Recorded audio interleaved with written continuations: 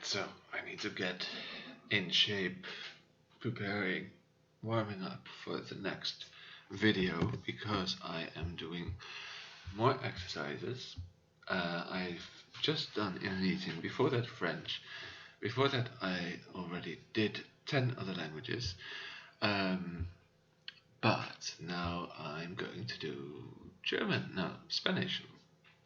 Okay, I'll just go for German because I want to sort of isolate the language learning when a language is in the same language family. So I already did French, so first I wanted to do Indonesian and now German before going back to another Romance languages such as Spanish or Italian.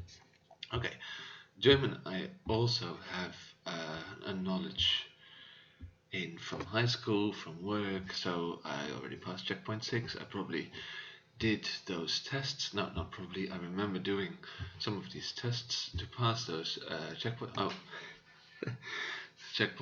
I realized I already completed German, which doesn't mean that I know each and every lesson, because probably I will learn a lot, especially at those highest levels, because this little golden owl means that in theory I achieved all these, like this crown level, but surely I can learn a lot from all of these. So why not just start in checkpoint 7, business. Let's see what Duo has for me. So you can always learn. Die Ware. Okay. The merchandise must be.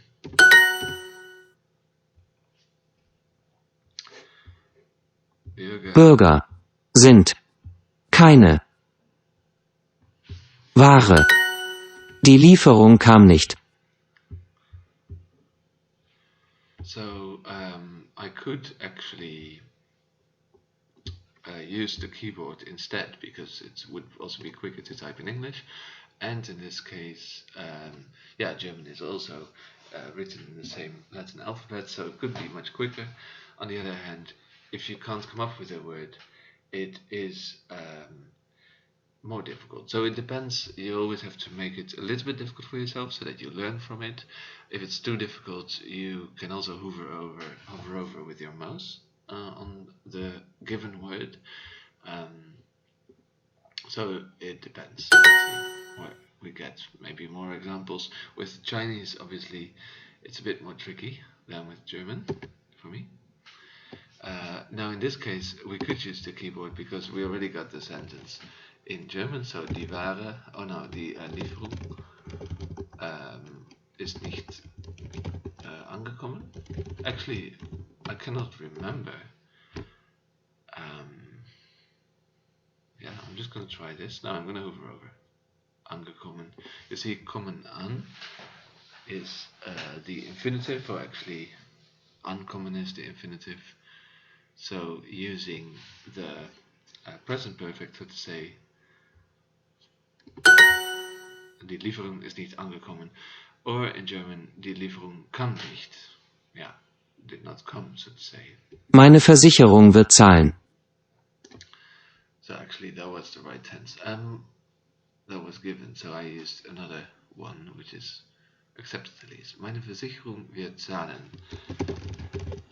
My insurance will pay. Yes, this is not too difficult. The enterprise is not for sale. So is this like in business? Because then I would say die Geschäft or das Geschäft. Let's see what keyboard is on. I should use. I have a German keyboard. Yeah, but then it's all in a different place. Die Geschäft. Das Geschäft. Die Unternehmen then. So das Geschäft is more like a business. Die Unternehmen. Yeah, that's actually also literally enterprise. The same in Dutch, onderneming, and in Spanish, entreprisa, or empresa it is, but enterprise, entreprise. Entre is, well, between, but it's actually close to unter, if you think about it, and prise, it comes from prendre, nemen, to take. So this is a bit more etymological, but it makes sense that the enterprise is actually die Unternehmen and not das Geschäft. Ist zum Verkauf, it's on German keyboard now, so then it's azerty, not curty. Zum Verkauf. Steht ist zu verkaufen is one way of saying it, or steht zum Verkauf. Steht zum Verkauf oder ist zum Verkaufen. Oh, das Unternehmen. So it is neuter, not feminine. Sein Haus steht zum Verkauf. His home is for sale. Die Stadt hat jetzt mehr Industrie, I would say. Er ist hoch oben in der Firma. So he is high up in the business, in a company, yeah. So I like it when you first get the sentence in your target language, then you can translate it back to English or whatever language is your instruction language on Duolingo, and then after sometimes you get it the other way around.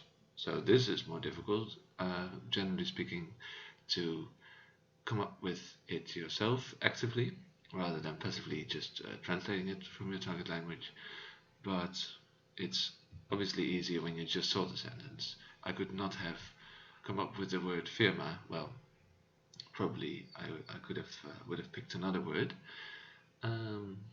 Yeah, so that's useful. Die Stadt hat jetzt mehr Industrie. Same here. We already saw this one from German to English. So, like in this case, is exactly the example that I cannot come up with the word charge. Grafiken, maybe? Tabellen. Yeah, so grafiken is more a graph, and this is like a table, a chart. Yeah, I always mix them up in any language. There are two charts. Es gibt zwei Tabellen. Es gibt 2 Tabellen. God, I don't know if I'm doing so well with the German keyboard. I love this bear.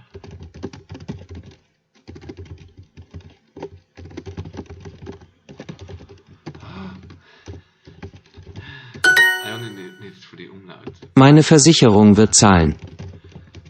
So, I don't know why it's asking me this sentence all over again. That's not too useful. Well, because I still made a mistake. I accidentally wrote it in plural. Die Lieferung. Die Lieferung.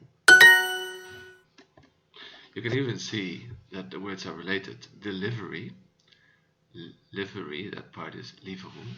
So you can see that they're both Germanic languages. Sein Haus steht zum Verkauf.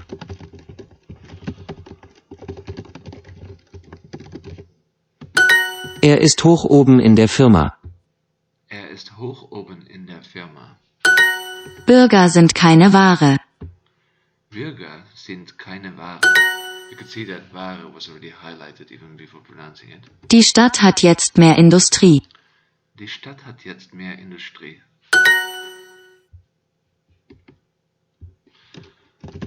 Ah no, this was das Unternehmen. I did learn. Ist zum Verkauf was one way of putting it. I made a mistake again. So I should have finished my sentence. It steht zum Verkauf or ist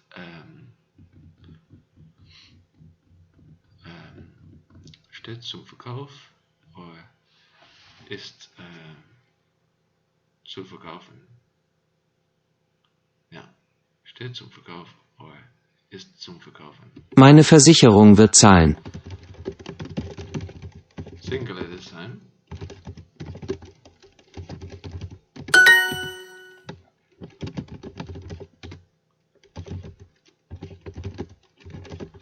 So, ist zum Verkauf. Nee. I'm thinking in Dutch. No, that's not true either. Steht zum Verkauf oder ist zu verkaufen. So it's a shame that I made quite a lot of mistakes because yay, I'm so happy. So you can see I've earned 203 points today. Generally you get 10 points for each lesson and some bonus. So if you have it, if you scored everything right, if you have had everything right, you get 5 points extra. So the stories are really great. I will show you for another language. So I did German and Indonesian, French. I can go to maybe Romanian. Yeah, why not? Or Catalan. Let's do Catalan. This is going from Spanish though. They don't have Catalan for English speakers. So I'll just have to tell you a bit more. Just in case you don't speak Spanish. Oh look, I have a round number and a pretty high number, 500, in the Ruby division, whatever that means. So you can see this is typically what I do. I have some days that I'm really eager to do many lessons, and then other days I'm doing nothing or only one or two. So I did the basics for Catalan, and I could try and pass the checkpoint, but that's also a very easy way of fooling yourself and say that you already have that level, whereas I know that I'm making mistakes in this, even at this beginner level. My passive knowledge is way higher than my active knowledge. That's often the case for many language learners, but especially for me with Catalan, because I used to live in Catalonia for 2 periods of half a year, and then I've taken many courses in Catalan at university and heard lots of Catalan around me, but didn't speak it at all. So that's why there's a huge gap between passive and active for me in that language. Not so much as in other languages, the difference I mean. Let's go to possessives. I should do this in a separate video.